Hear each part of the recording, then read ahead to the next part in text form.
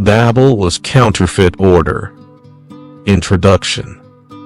Most people believe the great conflict of history has been between order and chaos, between civilization and barbarism, between progress and decline, between good governments and bad governments. But what if the conflict is much older than that? What if the conflict began long before kings, empires, economies, and nations? What if the conflict began in a garden? When people look at the world today, they often see corruption. They see inequality. They see poverty. They see exploitation. They see systems that appear to benefit a few while burdening many. And they often assume that something has gone wrong, that the system has somehow malfunctioned, that the machine is broken. But what if the machine is producing exactly what it was designed to produce? What if the outcomes we see are not accidents? What if they are features rather than defects? Scripture reveals a pattern that repeats throughout history. A pattern that appears in Eden. A pattern that appears in Babel. A pattern that appears in Israel. A pattern that appears in Babylon. And a pattern that ultimately appears again in Revelation. The names change. The empires change. The rulers change. But the pattern remains. The pattern begins with a promise. A promise of security, a promise of identity, a promise of advancement, a promise of belonging, a promise of wisdom, a promise of protection, a promise that mankind can obtain the benefits of divine order without submitting to the divine king. That promise first appeared in Eden. It later appeared in Babel. And it continues to appear in every generation. Because mankind has never stopped searching for what Adam lost. Humanity still longs for purpose, still longs for identity, still longs for meaning, still longs for security, still longs for order. The question has never been whether mankind desires these things. The question is where mankind seeks them. The scriptures reveal that before Babel was a city, Babel was an idea. An idea that humanity could build a world apart from the authority of the Most High. An idea that mankind could reclaim the blessings of Eden without restoring relationship with the Creator who established it. An idea that promised unity without truth. Security without obedience. Prosperity without righteousness. Power without submission. And that idea proved seductive. Not because it looked evil, but because it looked desirable. Just as the fruit appeared desirable. Just as Babylon appeared desirable to Oholah and Oholibah. Just as the kingdoms of the world appeared desirable throughout history. The question before us is not simply what Babel was. The question is what Babel was building. What kind of order did it offer? Why did people willingly participate in it? Why has the pattern survived across generations? And why does Revelation still call, "Come out of her, my people"? To answer those questions, we must go back to the beginning, because the first counterfeit order did not begin in Babylon. It began in Eden. Chapter 1. The first counterfeit order. Before there was a Babel, before there was a Babylon, before there were kings, empires, governments, economies, or hierarchies, there was a garden. When most people think about the fall, they think about sin. And rightly so. The disobedience of Adam and Eve changed the course of human history. But to understand Babel, we must look deeper than the act itself. We must understand the temptation, because the temptation reveals the blueprint that counterfeit order has used ever since. The serpent did not approach Eve offering chaos. He did not say, reject wisdom, reject purpose, reject blessing, reject understanding. He offered the opposite. He offered advancement. improvement, elevation, a higher state, a better future, a different path. Genesis tells us that the fruit was good for food, pleasant to the eyes, desired to make one wise. The temptation was not ugliness. The temptation was attractiveness. The temptation was aspiration. The temptation was the promise of gain. The serpent's message was subtle. You do not need to remain within the order established by the Most High. You can become more. You can know more. You can attain more. You can rise higher. You can secure for yourself what has not been given. The serpent's message contained another element that is easy to overlook.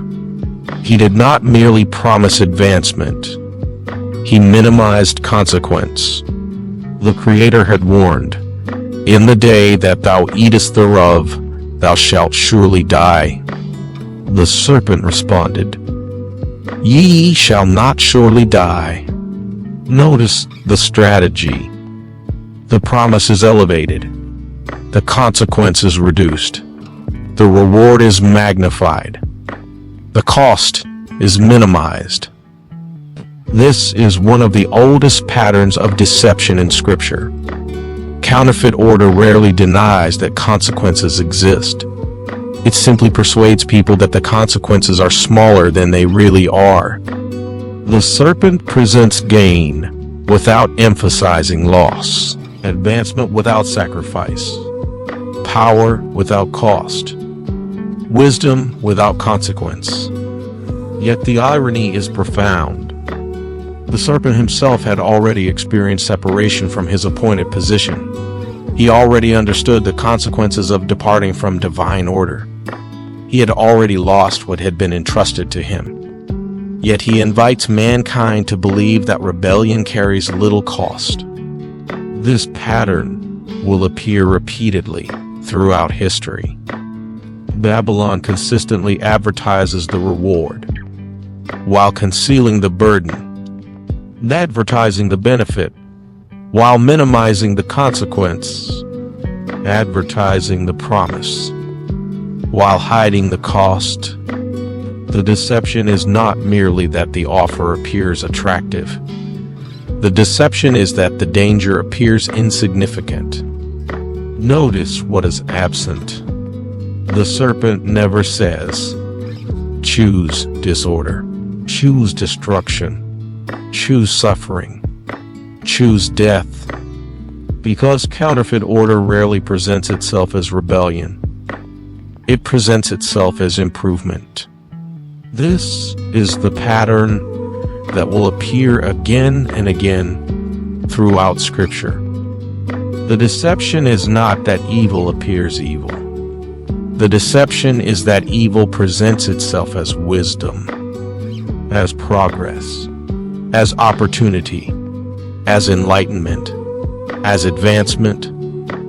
The first counterfeit order was therefore not an open rejection of all order.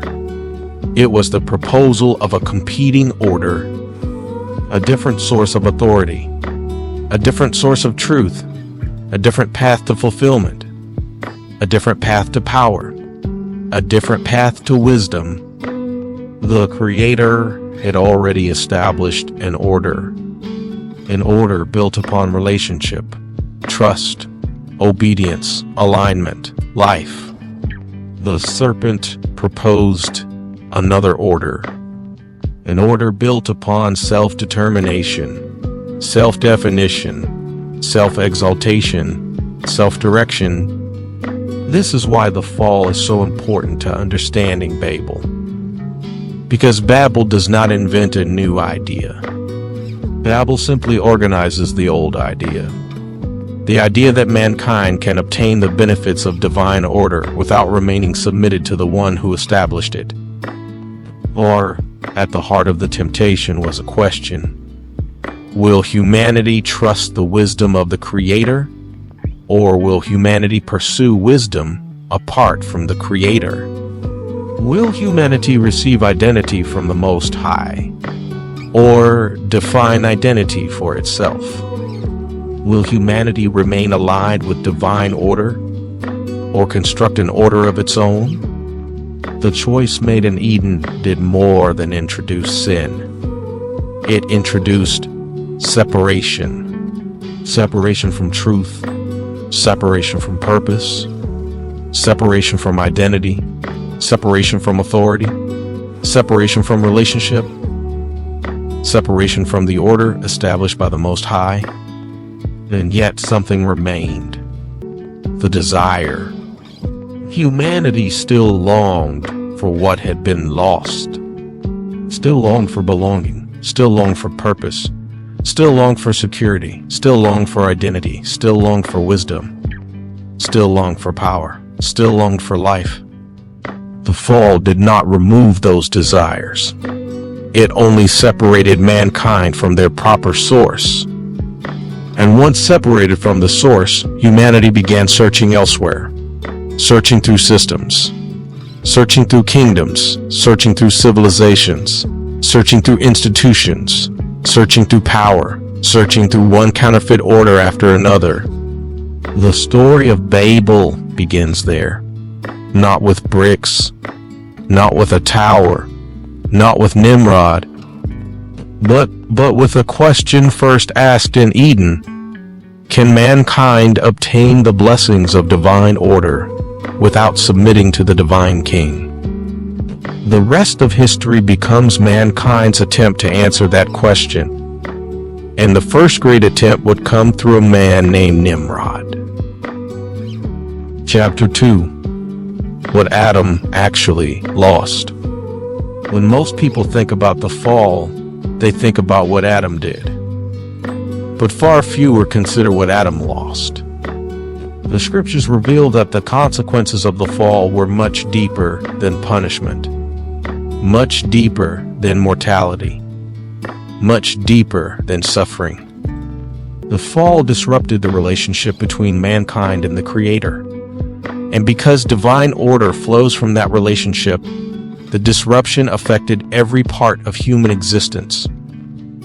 Adam was not created confused. He was not created searching for purpose. He was not created struggling to discover who he was. He knew who he was. He knew why he existed.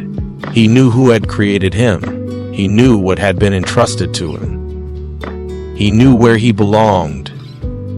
There was alignment with the Creator, alignment with truth, alignment with purpose, alignment with authority, alignment with creation itself. The garden was more than a location. The garden was an expression of divine order. Everything functioned according to its intended purpose. Everything operated according to the will of the Creator. Everything existed within proper relationship. When Adam departed from that order, he did not simply lose access to a place. He lost alignment with the source that gave meaning to everything. He lost relationship. He lost authority. He lost clarity. He lost purpose. He lost covering. He lost peace. He lost identity rooted in the Creator. The world that followed became increasingly defined by separation. Separation from truth. Separation from purpose. Separation from one another. Separation from the Most High. Yet, despite the separation, something remained. The longing. Humanity continued to desire the things that had been lost. People still sought security. People still sought purpose. People still sought belonging. People still sought significance. People still sought wisdom. People still sought identity. People still sought peace. The problem was not the desire. The problem was the source. Rather than returning to the Creator, mankind began searching for these things elsewhere. Through power, through achievement. Throughout history, mankind repeatedly attempts to rebuild what was lost. To restore identity. To restore unity. To restore purpose. to restore security, to restore significance. But instead of returning to the source, humanity attempts to construct substitutes, artificial identities, artificial unity, artificial security, artificial purpose, artificial order. The result is a recurring pattern. Every generation attempts to recreate the benefits of Eden while remaining separated from the one who established Eden. This is why the story of Babel is not merely about architecture. It is not merely about a tower. It is not merely about a city. It is about a civilization attempting to solve a spiritual problem through human construction. The descendants of Adam inherited the same longing, the same desire for significance, the same desire for security, the same desire for purpose, the same desire for permanence. And eventually, those desires would be gathered together, organized, directed, institutionalized, not around the creator, but around a system, a city, a kingdom, a vision of human greatness. That vision would emerge through a man named Nimrod, and through him, humanity would make its first organized attempt to recover what Adam lost without returning to the Most High. The place where that attempt began was called Babel. Chapter 3: Nimrod and the Birth of Counterfeit Civilization. The story of Babel does not begin with a tower. It begins with a man whose name continues to echo through history: Nimrod. Genesis introduces Nimrod with unusual language. He is described as a mighty one in the earth, a mighty hunter before the Most High. And the beginning of his kingdom was Babel, not his city, his kingdom. This distinction matters. Scripture is not merely describing a builder. It is describing an organizer, a ruler, a system architect, someone attempting to gather people into a common structure, a common purpose, a common identity, a common direction. By this point in history, mankind was already living with the consequences of the fall.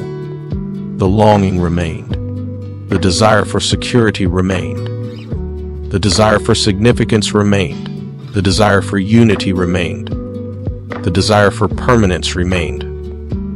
The descendants of Adam still sought what had been lost. But rather than returning to the Creator, another solution was emerging. A human solution. A civilizational solution. A systemic solution.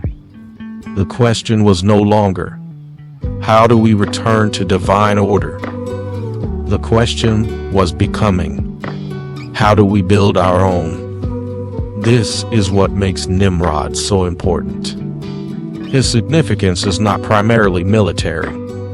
His significance is organizational.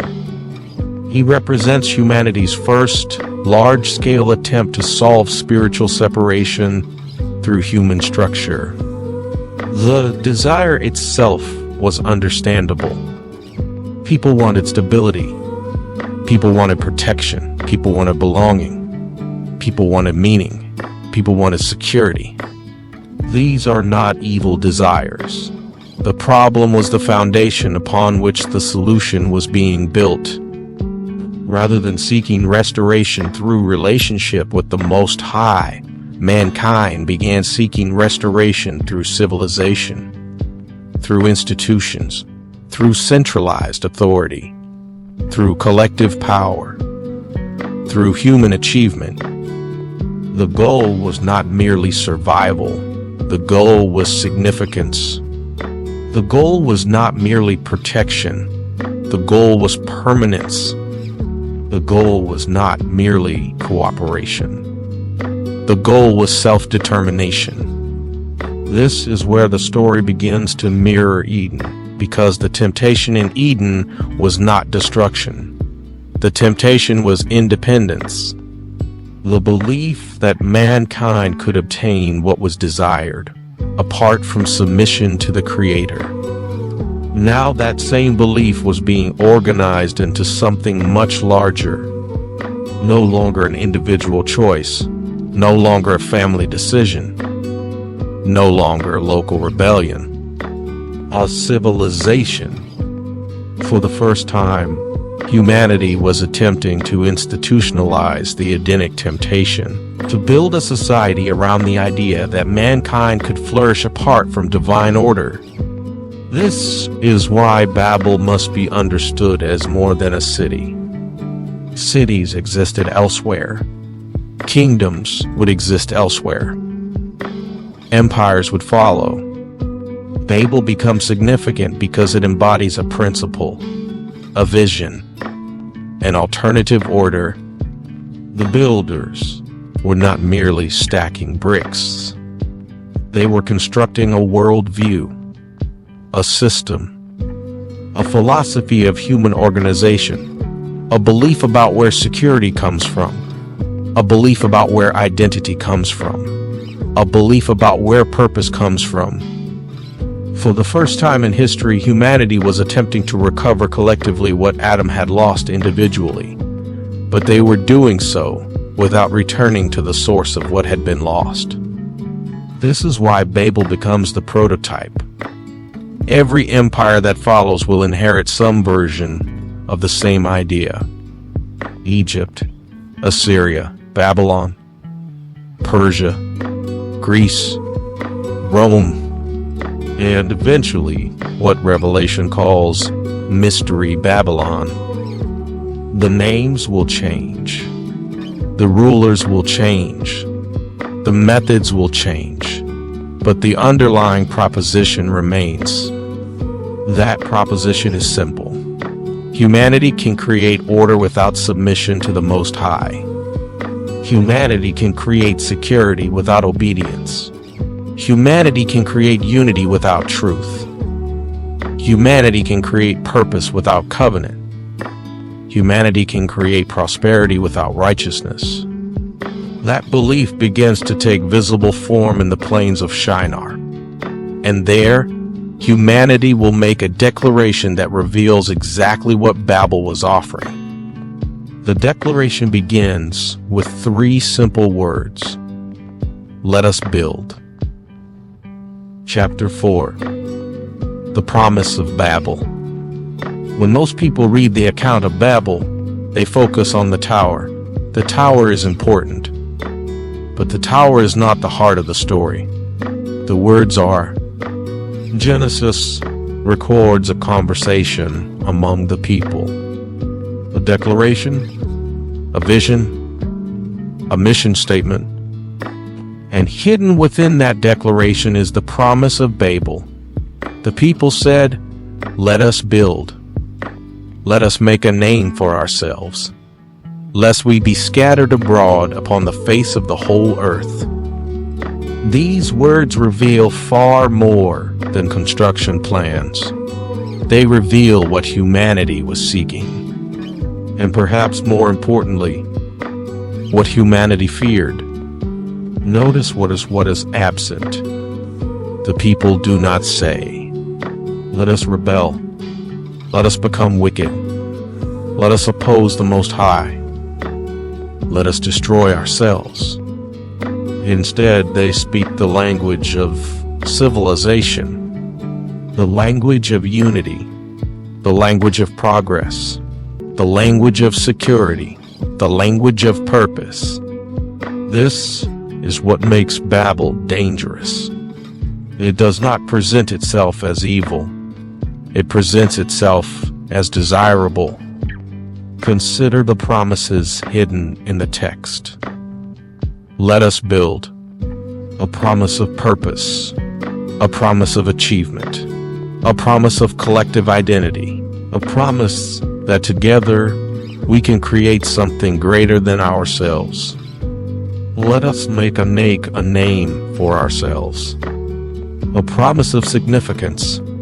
a promise of recognition, a promise of legacy, a promise that our value can be established by what we construct, lest we be scattered, a promise of security, a promise of stability, a promise of protection against uncertainty, a promise that the system can preserve us. If we look closely, every one of these promises mirrors something humanity once possessed. Adam possessed identity. Now Babel promises identity. Adam possessed purpose. Now Babel promises purpose. Adam possessed belonging. Now Babel promises belonging. Adam possessed security under divine order. Now Babel promises security through human order. Adam possessed significance through relationship with the Creator. Now Babel promises significance through achievement. The counterfeit works because it resembles the original. The counterfeit coin only works because it resembles a real coin. A counterfeit order only works because it resembles divine order. The closer the imitation appears to the original, the more persuasive the deception becomes. This is why Babel should not be understood primarily as a construction project. The tower was a symbol. The deeper project was civilizational. Humanity was attempting to answer a question first asked in Eden. Can mankind obtain the benefits of divine order without submitting to the divine king? Babel's answer was yes. We can build our own purpose. We can build our own identity. We can build our own security. We can build our own future. We can build our own greatness. At first glance, this may seem reasonable. After all, building cities is not inherently evil. Cooperation is not inherently evil. Organization is not inherently evil. Civilization is not inherently evil. The problem is not construction. The problem is source. The builders were seeking from the structure what was meant to come from relationship with the Creator. They were looking to the system for identity, looking to the system for meaning, looking to the system for protection, looking to the system for purpose. Because the system becomes the source of these things, the system acquires enormous power. Because people will defend what they depend upon. The more people depend upon the structure for identity, the harder it becomes to question the structure. The more people depend upon the structure for security, the harder it becomes to leave the structure. The more people depend upon the structure for significance, the harder it becomes to imagine life outside the structure. This is why Babel becomes the prototype of every counterfeit order that follows. Not because of its architecture, but because of its promise. The promise remains remarkably consistent throughout history.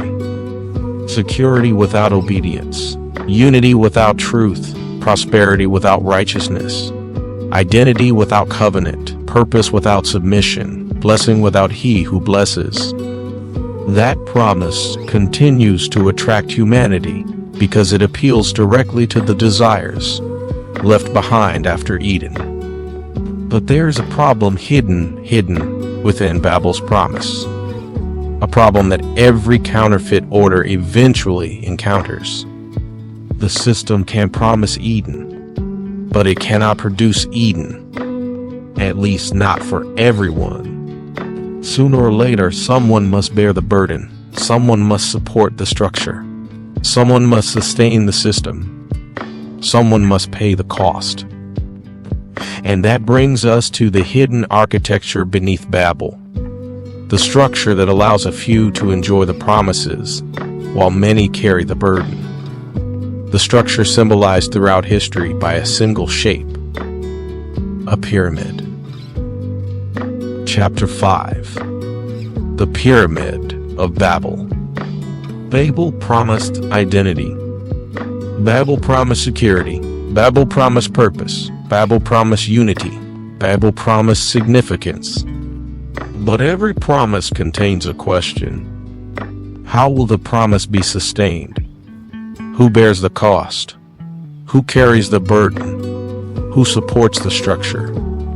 This is where the hidden architecture of Babel begins to emerge. Because Babel can promise the blessings of Eden, but it cannot produce Eden, at least not for everyone. The Creator's order was designed for life, designed for relationship, designed for stewardship, designed for mutual flourishing. Babel operates differently. Babel concentrates benefit. Babel distributes burden. Babel centralizes power. Babel requires hierarchy. This is why the symbol most associated with counterfeit order is so revealing. A pyramid. A pyramid is not merely a shape. It is a philosophy, a worldview, a model of human organization. At the base are the many. At the top are the few. Every level above depends upon those beneath. Remove the foundation and the structure collapses. The higher the structure rises, the more support it requires below. The greater the concentration of power at the top, the greater the burden carried by those underneath. This is not merely an architectural principle. It is a social principle, an economic principle, a political principle, a spiritual principle. The pyramid survives because many support the ambitions of a few. Throughout history, pyramidal imagery repeatedly appears alongside structures of power. Ancient monuments, imperial iconography, government symbolism, financial symbolism, elite organizations, hierarchical institutions. The significance is not the symbol itself. The significance is what the symbol represents. The ascending levels, restricted access, concentrated privilege, concentrated authority, concentrated benefit, increasing separation between those at the top and those below. The higher time, counterfeit systems develop ways to preserve this arrangement. The hierarchy becomes institutionalized. Caste systems, aristocracies, hereditary nobility, slave systems, feudal systems, political classes, economic classes. The names change, the cultures change, the mechanisms change. The principle remains. The strongest systems are not those that force people into roles. The strongest systems convince people the roles are natural, expected, deserved, inevitable. The hierarchy becomes self-reinforcing. The lower levels accept their position. The upper levels preserve theirs. The middle levels aspire upward. The fields, the hills, the hidden philosophy beneath Babel. The philosophy of Nimrod. Though scripture never records Nimrod speaking these exact words, his system reveals the principle. A simple idea, a powerful idea, a destructive idea. I will go up, you will go down. That is the logic of the pyramid. I gain power, you surrender power. I gain influence, you surrender influence. I gain security, you assume risk. I gain privilege, you carry burden. I gain wealth, you provide labor. The advancement of the few becomes dependent upon the sacrifice of the many. This is the hidden requirement that Babel rarely advertises, because no one would willingly volunteer for the bottom of the pyramid. The possibility of reaching sought to focus on the possibility of climbing, the possibility of advancement, the possibility of reaching the top. The dream becomes more important than the structure, but the structure itself remains unchanged. For every level that rises, another level must support it. For every concentration of benefit, there must be a concentration of burden. This is why Babel can never truly recreate Eden, because Eden did not require hierarchy to produce blessing. Babel does. The Creator's order produces life through covenant. Babel produces advantage through stratification. The Creator's order lifts through service. Babel rises through domination. The Creator's order teaches, if I am blessed, I become a blessing. Babel teaches, if I rise, someone else must remain beneath me. This is why Babel's promise eventually breaks down, because the system offers Eden, but only to a few, and even then, only temporarily. Babylon promises Eden for a few by requiring bondage from many. The tragedy is that most people never see the burden. They only see the promise, the prestige, the power, the influence, the appearance of success. And that is precisely what happened to the two sisters described by the prophet Ezekiel. They did not fall in love with bondage. They fell in love with Babylon. Chapter 6. Why Babylon is desired. If Babel were obviously evil, few would pursue it. If Babylon openly advertised bondage, few would admire it. If counterfeit order immediately revealed its cost, most people would reject it. But that is not how seduction works. Seduction does not begin with consequences. It begins with appearances. This is why the prophet Ezekiel provides one of the clearest windows into the psychology of Babylon. Not through economics, not through warfare, not through politics, but through desire. In Ezekiel 23, the Most High describes two sisters, Oholah and Oholiba, representations of covenant people, people who already belong to Him, people who already possessed relationship with Him, people who already possessed identity through Him. Yet despite what they possessed, they became fascinated by another system, another power, another order.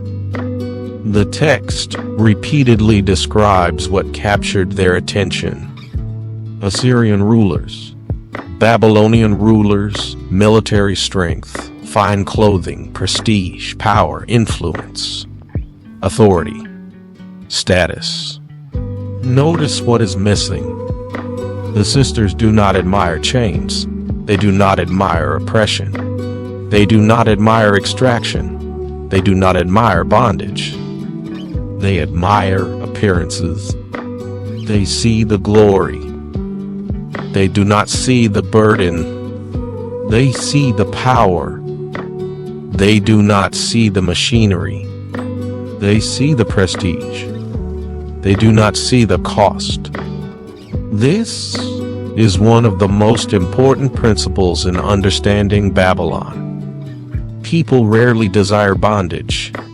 They desire what bondage appears to provide. The sisters looked at Babylon and saw success. They saw influence. They saw security. They saw recognition. They saw advancement. What they failed to see was the hidden structure beneath the appearance. They saw the top of the pyramid. They did not see the foundation supporting it. They saw the rewards. They did not see the sacrifices required to sustain those rewards. They saw the promise. They did not see the extraction. This pattern did not begin with Israel. It began in Eden. Eve saw that the fruit was pleasant to the eyes, desired to make one wise, good for food. The attraction preceded the fall. The appearance preceded the consequence. The desire preceded the bondage. The same pattern appears again in Ezekiel, and it continues to appear throughout history. Counterfeit order always understands the power of appearance, because before people can be persuaded to join a system, they must first admire the system. Before people will defend the structure, they must first desire the structure. Before people will imitate the structure, they must first envy the structure. This is why Babylon invests so heavily in image, in prestige, in status, in symbols of power, in symbols of wealth, in symbols of influence. The image becomes an advertisement, a promise, an invitation. Look what you could become. Look what you could possess. Look where you could rise. The message remains remarkably consistent. You do not need covenant. You do not need obedience. You do not need alignment. You only need access. And once people begin believing that promise, they willingly move toward the system.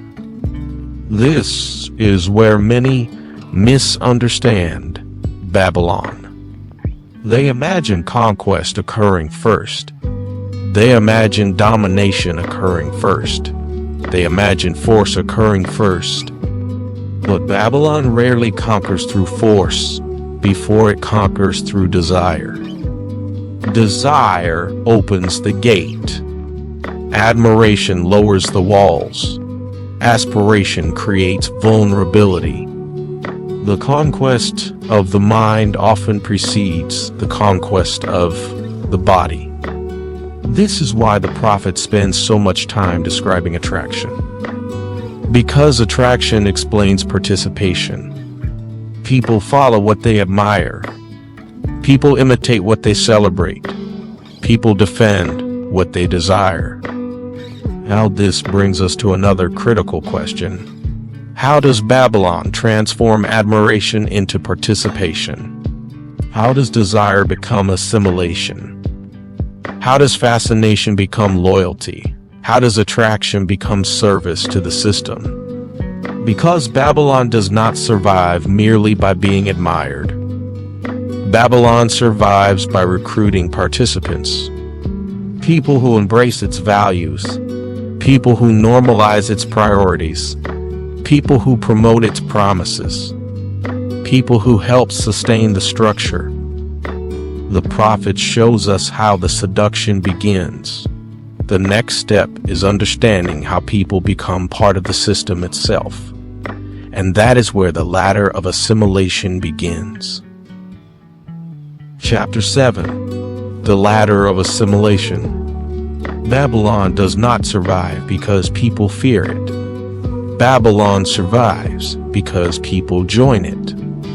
This is one of the great lessons hidden within history. No system can sustain itself through force alone. No empire can survive indefinitely through coercion alone. No counterfeit order can endure unless people willingly participate in it. This is why seduction is so important. Seduction creates participants. Participants become defenders. Defenders become recruiters. Recruiters become sustainers of the system. The process begins with admiration, but admiration is rarely the final destination. Eventually, Admiration becomes aspiration. People begin to imagine themselves inside the system, inside the hierarchy, inside the structure, inside the circle of influence. This is where Babylon's next deception appears. The latter, the promise that advancement is always just one step away, one promotion away, one achievement away, one connection away, one initiation away, one level away. The focus shifts. No longer should this structure exist, but rather, how do I climb it? This is the genius of counterfeit order. It persuades people to focus on their position within the system, rather than the nature of the system itself. The laborer hopes to become management. Management hopes to become executive leadership. The executive hopes to join the inner circle. The inner circle seeks greater influence. The climb never ends. The structure remains intact because every level is looking upward. Few stop to ask who is supporting the structure. Few stop to ask who is carrying the burden. Few stop to ask whether the promise itself is legitimate. The dream of advancement becomes stronger than the reality of the system. This is why the pyramid survives, not merely because people are forced into it, but because people hope to benefit from it. Most people do not enter Babylon expecting to become slaves. They enter Babylon hoping to become beneficiaries. This is where the role of their elect becomes easier to understand. Their elect function as examples, advertisements, ambassadors, visible proof of what appears possible. They model success. They display influence. They display prestige. They display access. They display advancement.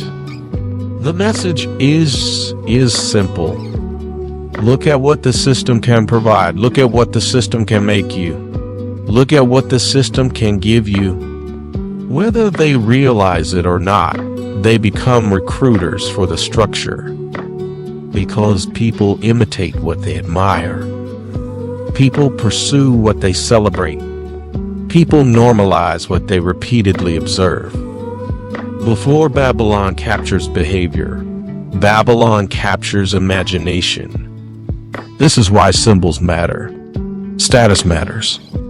Recognition matters. Titles matter. Access matters. Prestige matters. Not because these things possess power by themselves, but because they communicate advancement. They communicate proximity to the top. They communicate movement up the ladder. The system teaches people to associate worth with position, importance with access, identity with rank, value with elevation.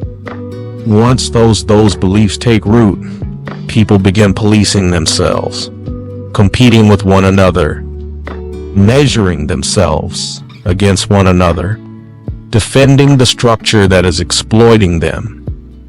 This is one of the most effective forms of control, because force becomes less necessary when aspiration is doing the work. The person who believes the system will eventually reward them often becomes one of its strongest defenders, even when the system continually extracts from them. This is why counterfeit order is so resilient.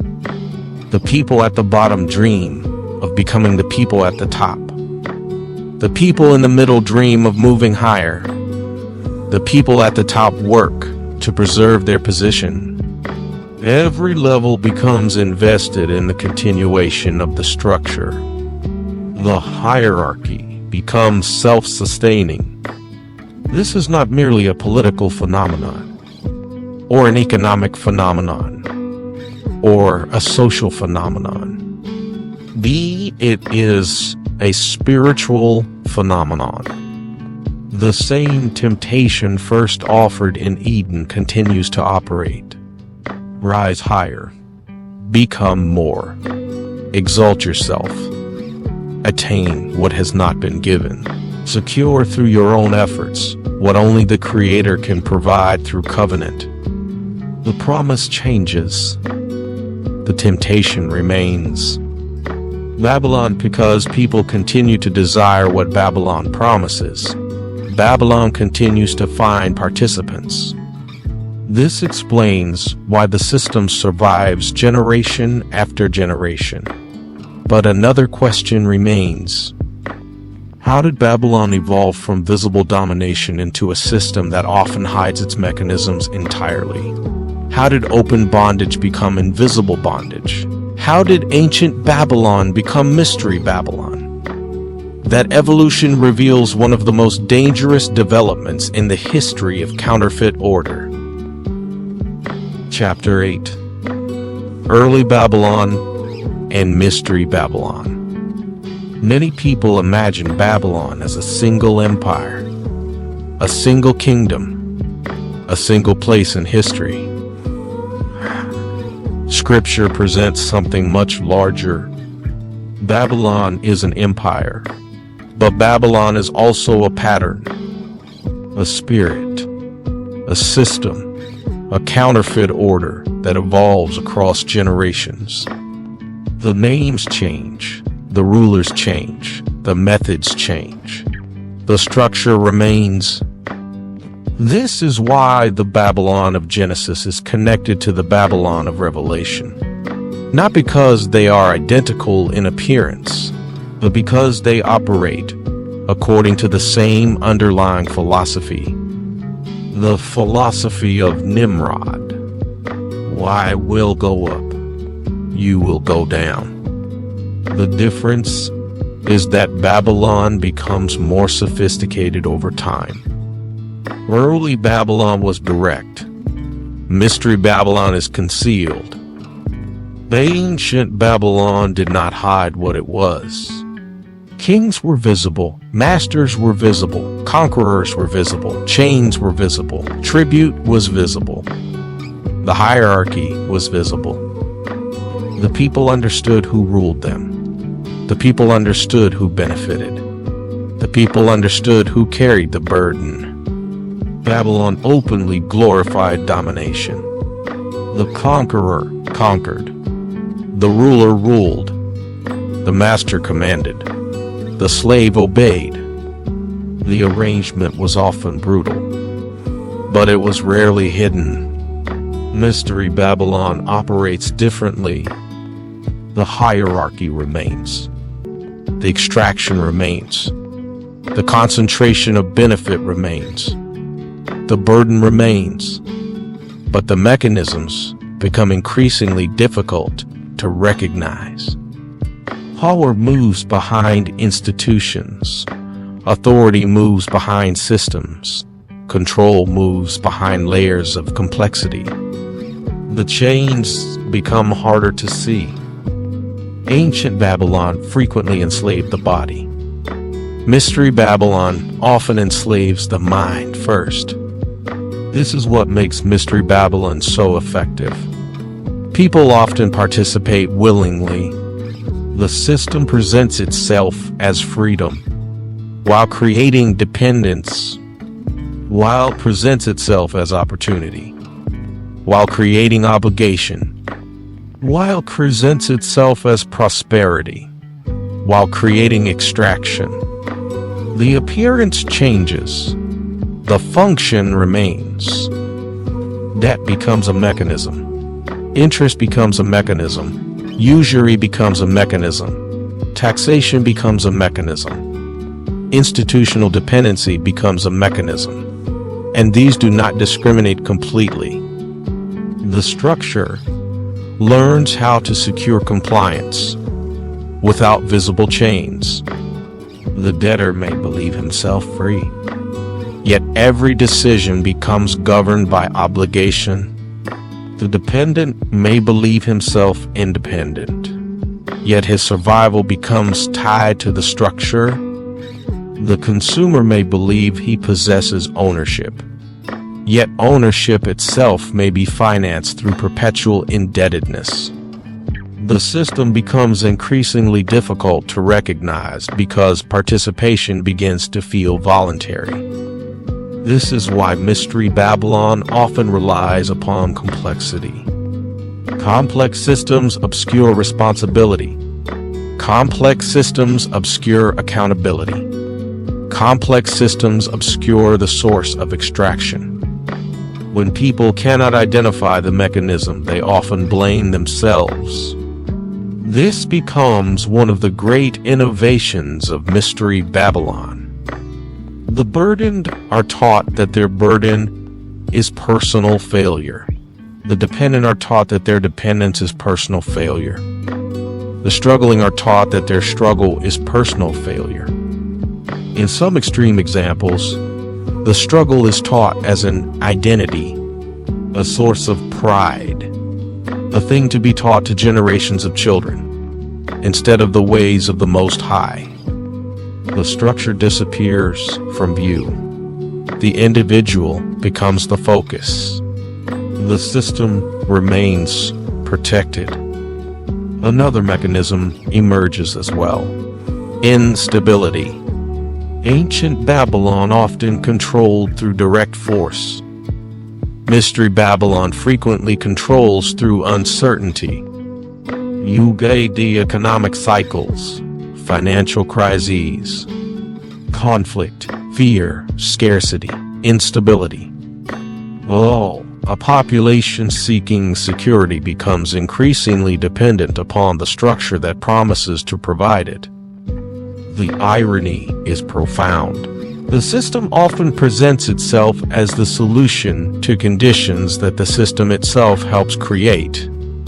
The cycle repeats. Fear creates dependence. Dependence strengthens the structure. The strengthened structure acquires greater power. Greater power creates greater dependence. And throughout the process, the hierarchy remains intact. The pyramid survives. The few continue rising. The many continue supporting. The structure continues feeding. This is why Revelation does not merely speak of Babylon as a city. It speaks of Mystery Babylon. Babylon that can no longer be identified merely by geography. A Babylon that functions through influence, through institutions, through systems, through participation, through dependence. The visible chains of ancient Babylon have largely disappeared, but the invisible chains often remain. And because they are invisible, they are frequently more difficult to escape. The greatest prison is often not the one that confines the body. The greatest prison is the one that teaches the prisoner he is already free. Yet even Mystery Babylon depends upon something. It cannot survive on promises alone. It cannot survive on symbols alone. It cannot survive on aspiration alone. Like every counterfeit order before it, the system must continually consume. It must continually extract. It must continually feed. Understanding that principle reveals how Babylon truly sustains itself. Chapter 9. The system that feeds. Every system must answer a simple question. How does it sustain itself? A tree produces fruit. A river is supplied by its source. A healthy body receives nourishment and distributes life throughout itself. The Creator's order is designed to produce life. Life generates life. Fruit generates fruit. Blessing generates blessing. The counterfeit order operates differently. Counterfeit order does not primarily create. It extracts. This is the hidden reality beneath Babel. The hidden reality beneath Babylon. The hidden reality beneath Mystery Babylon. The system must continually feed.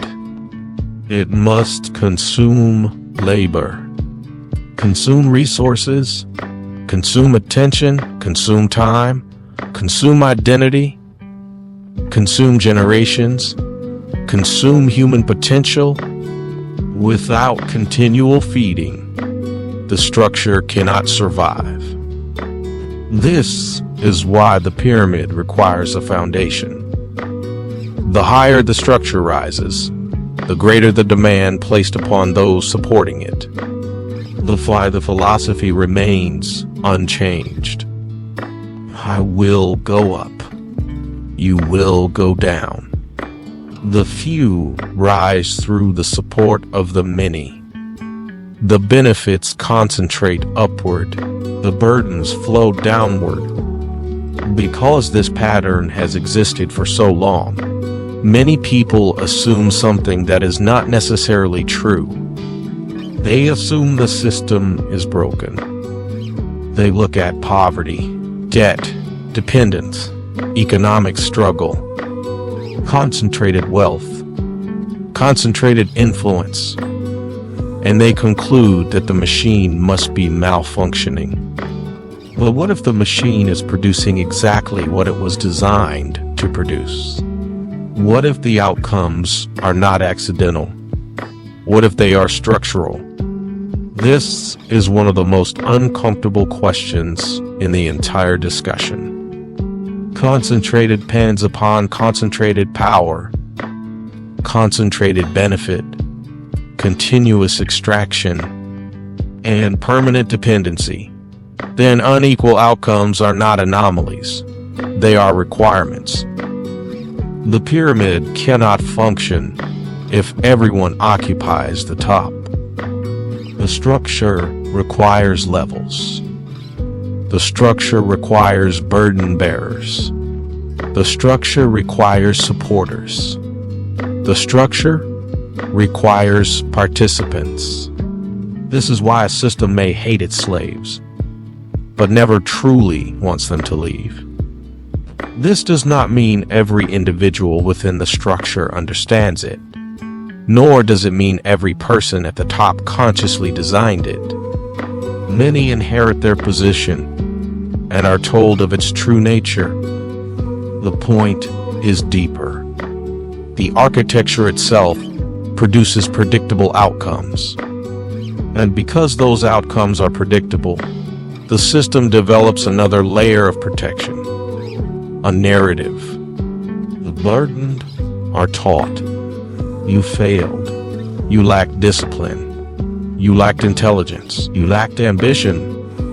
You made poor choices. The focus shifts away from the structure. The focus shifts toward the individual. The system remains unquestioned. The individual accepts responsibility for outcomes produced by forces he may never even see. This is one of the most effective forms of control. When those carrying the burden believe they deserve the burden, resistance becomes unlikely. When those being extracted from blame themselves for the extraction, the structure becomes remarkably stable. This is why Mystery Babylon invests heavily in perception, because perception protects the architecture. The narrative becomes, the system is fair, the outcomes are deserved, the hierarchy is natural, the structure is inevitable. And once these ideas become accepted, the extraction can continue largely unchallenged. This is not merely an economic principle. It is a spiritual principle. Counterfeit order survives by convincing people that the arrangement itself is normal, expected, necessary, permanent. Yet Scripture repeatedly challenges that assumption. The prophets condemn unjust scales.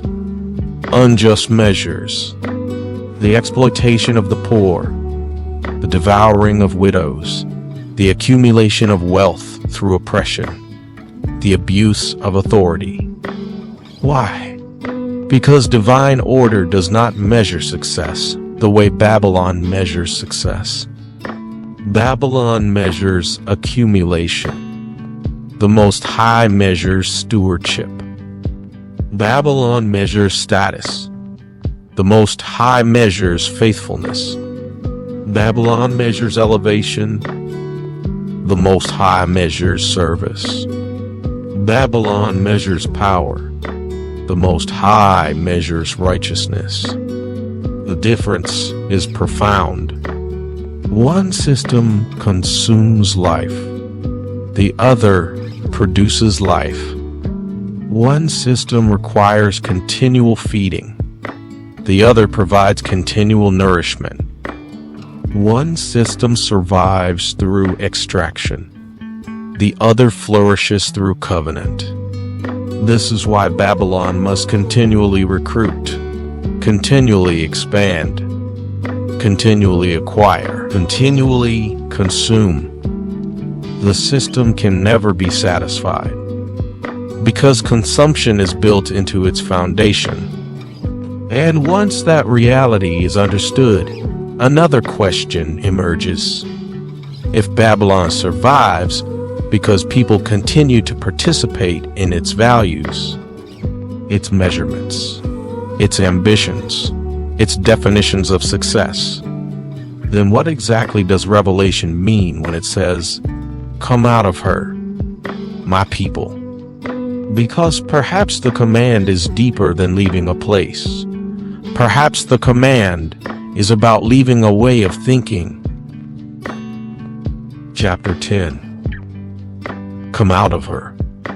After describing Mystery Babylon, Revelation records a command that has echoed through generations.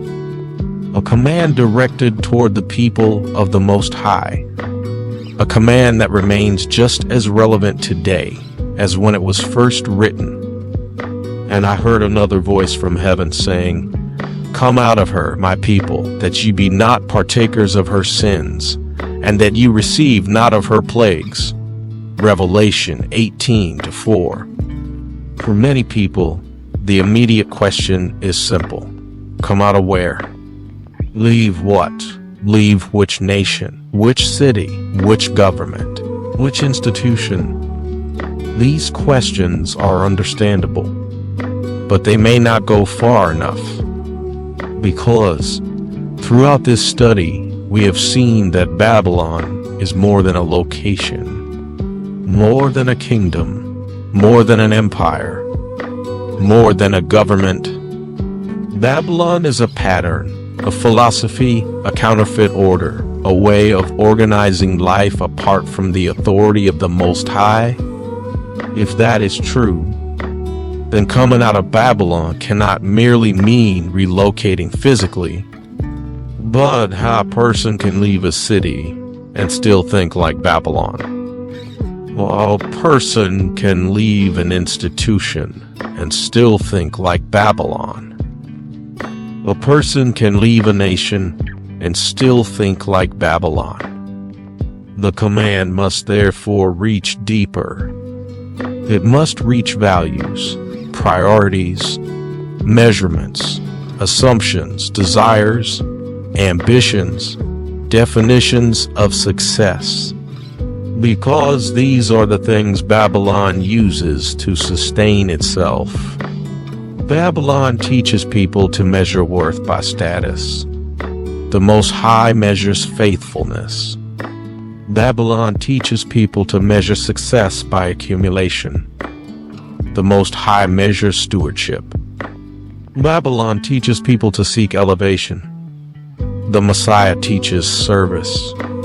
Babylon teaches people to pursue domination. The kingdom teaches responsibility. Babylon teaches, I will go up, you will go down.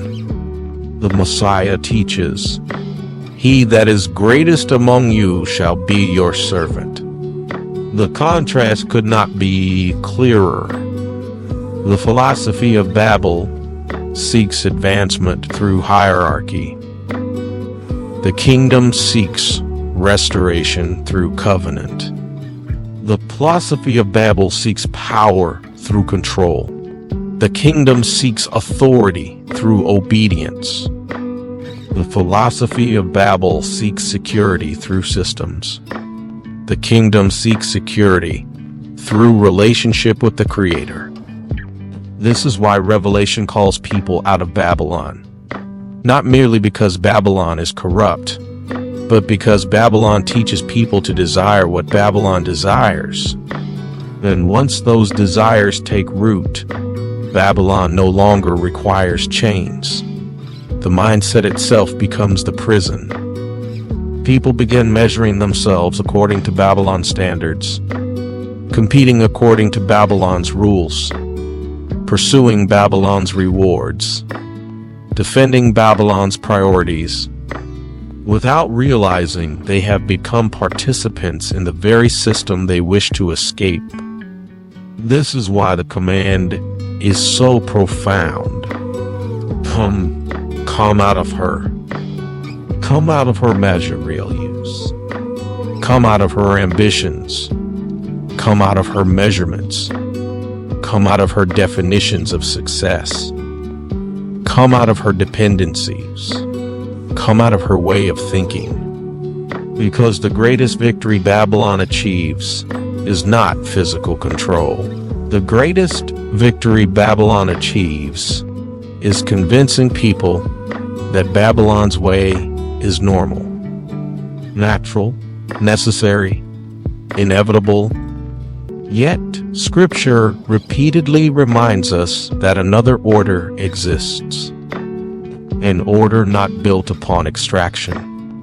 An order not built upon domination. An order not built upon hierarchy for the benefit of a few. An order built upon covenant, service, stewardship, responsibility, truth, life. The call of Revelation is therefore not merely a warning. It is an invitation. An invitation to stop seeking from systems what can only be received from the Creator. An invitation to stop pursuing counterfeit identity, counterfeit purpose, counterfeit security, counterfeit belonging, counterfeit significance. An invitation to return to the source. Because the deeper problem was never Babylon itself. The deeper problem was humanity's willingness to seek the blessings of Eden apart from the Creator who established Eden. And that leads us to the final question. If Babel was mankind's attempt to recover what Adam lost without returning to the Most High, then what does true restoration actually look like? What is the way through Babel? What is the path back to divine order? What is the path back to alignment? To answer that question, we must return to the one Babel was built to replace. Final chapter. The way through Babel. Throughout this study, we have followed a pattern. A pattern that began in a garden, passed through Babel, spread through empires, appeared in Israel, reached Babylon, and ultimately arrived in Revelation. The names changed, the rulers changed, the systems changed, the methods changed, the pattern remained. Again and again, humanity attempted to recover what Adam lost. Identity, purpose, security, belonging, significance, order. The desire was legitimate. The source was the problem. Rather than returning to the Creator, mankind repeatedly sought substitutes. Counterfeit identity, counterfeit purpose, counterfeit security, counterfeit belonging, counterfeit significance. Every counterfeit eventually led back to the same place. Babylon. Not merely a city, not merely a kingdom, not merely a government. Way of thinking. A way of organizing life apart from the authority of the Most High. At the center of Babel was a simple proposition. Humanity can obtain the blessings of Eden without restoring relationship with the Creator. The tower became the symbol of that belief. The kingdom became the expression of that belief. The pyramid became the structure of that belief. Yet, despite all of humanity's efforts, something remained beyond its reach. Life. Not existence. Life. The kind of life that flows from alignment. The kind of life that flows from truth. The kind of life that flows from covenant. The kind of life that flows from relationship with the Most High. Babylon could imitate it. Babylon could advertise it. Babylon could promise it. But Babylon could never produce it. Because life cannot be manufactured through hierarchy. Identity cannot be manufactured through status. Purpose cannot be manufactured through achievement. Belonging cannot be manufactured through institutions. Security cannot be manufactured through systems. The things humanity seeks most deeply can only flow from the source that created them. This is why Revelation does not merely call people out of Babylon. It calls them back to something greater, back to covenant, back to truth, back to relationship, back to alignment. The answer is not isolation. The answer is not withdrawal. The answer is not hiding from the world. The answer is restoration. For generations, many have spoken about a way out. But Scripture reveals something deeper. There is no way out. There is only a way through. The way through confusion is truth. The way through deception is discernment. The way through darkness is light. The way through Babylon is covenant. The way through separation is reconciliation. The way through death is life. And the way through Babel is the one Babel was built to replace. Because Babel promised identity, the Messiah restores identity. Babel promised security. The Messiah restores security. Babel promised purpose. The Messiah restores purpose. Babel promised belonging. The Messiah restores belonging. Babel promised significance. The Messiah restores significance. Babel promised elevation. The Messiah teaches service. Babel promised power. The Messiah teaches obedience. Babel promised a kingdom built by man. The Messiah reveals the kingdom established by the Most High. The contrast is absolute. Babel says, "I will go up, you will go down." The kingdom says, "If I am lifted up, I will draw all men unto me." Babel concentrates blessing. The kingdom multiplies blessing. Babel consumes life. The kingdom produces life. Babel requires continual feeding. The kingdom provides continual nourishment. Babel survives through extraction. The kingdom flourishes through covenant. This is why the scriptures continually call the people of the Most High to return, not because the Creator seeks control, but because He is the source of the very things humanity has been seeking since Eden. The tragedy of Babel is not that mankind sought identity. It is that mankind sought identity apart from the Creator. The tragedy of Babel is not that mankind sought security. It is that mankind sought security apart from the Creator. The tragedy of Babel is not that mankind sought order. It is that mankind sought order apart from the Creator. And that tragedy continues until people recognize what Adam lost, what Babel attempted to replace, and what only the Most High can restore. The call remains. Come out of her, my people. Not merely from a place, from a mindset, from a philosophy, from a counterfeit order, and return to the order established by the Creator. Because Babel was mankind's attempt to reclaim the benefits of Eden without restoring relationship with the Most High. But restoration has never come through Babel. Restoration has always come through covenant, through obedience, through truth, through reconciliation, through relationship, through the one who calls his people out of Babylon and back into his marvelous light. And that is the difference between Babel and the kingdom. One consumes life, the other restores it. May our Father's peace be with you. Remember, brothers and sisters, our Father blesses motion and obedience to His word. Shalom.